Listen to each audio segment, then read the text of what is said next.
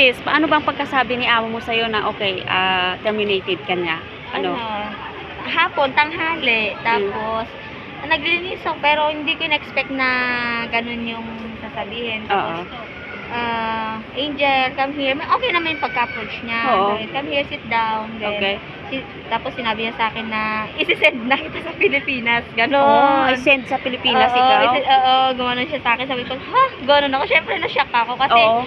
ano na lang 2 months na lang Ang inaantay ko na lang kasi dun talaga yung kahit i-early release na nila ako ng Oo. August. Mm. At least pasok ako dun sa tinatawag nilang 42 days. Tapos Oo. 42 or 43 ate. 42 days. 42 days para pasok sana ako doon. Sa complete. Sa complete. Pero Oo. nagtaka, grabe. Parang gano'n, ako Na-shock ka. na-shock ako. Sabi ko, dapat, na lang In-inform ka ng maaga. Opo. Tapos yun nga, na-inform naman na ako.